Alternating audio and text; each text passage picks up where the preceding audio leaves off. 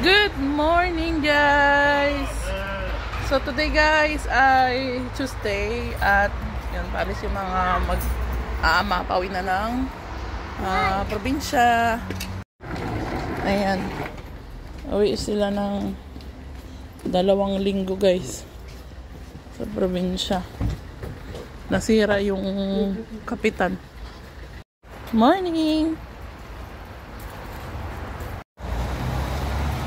Morning! So yun guys, andito na po kami sa bus station. Ayan yung bus na sasakyan nila. Sobrang laki, Masaro. Ayan yung talagang out of the city, province. Yung doggy? Bravo! So tuwan-tuwa si Dani kasi uwi siya ng bahay niya. Bahay niya talaga. So yun guys, ito ang sasakyan nila. Laking bus, no? So ako naman ay hinatid ko lang sila kuha ng pauwi ako. So guys, ito yung natatanaw doon sa building namin, Ayan, Ayan, yung malaking bridge. So yun guys, ako'y pauwi na kasi may pasok pa ako. Maliligo pa ako bago pumasok sa trabaho. May 2 job ako ngayon.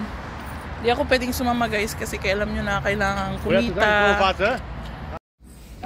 Takot na si Dan. Takot si Dan. Hay, ako'y paalis na guys. So yun guys, ako'y palakad na. Kasi maliligo pa ako bago pumasok sa trabaho.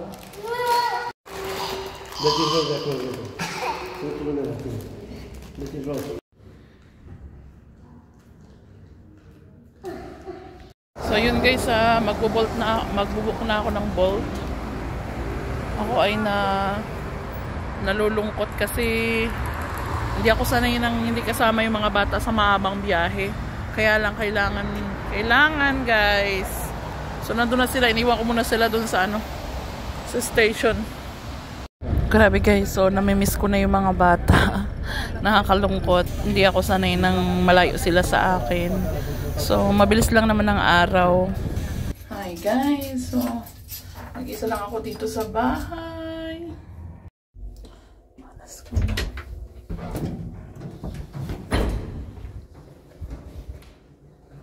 Ito po ang munting bahay. Kailangan kong maligo.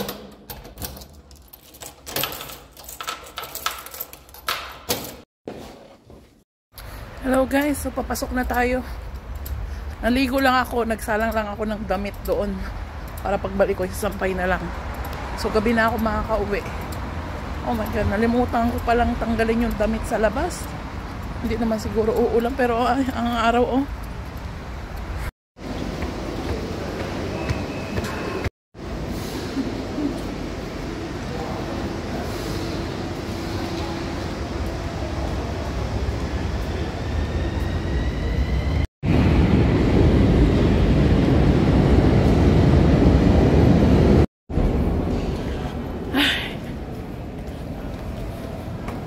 Balik guys, dalawang ako ngayon, dalawang change ng metro kasi nga 'di ba nasa Garadi North na kami.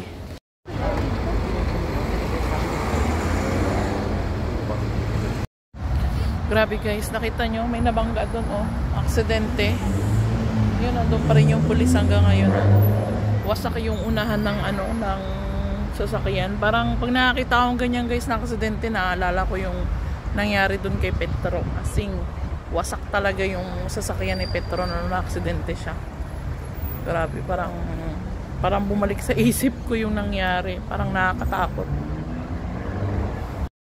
Yung guys, maraming salamat nga pala guys. Alam nyo ba na sobrang tataas na ng views natin ngayon. May angels.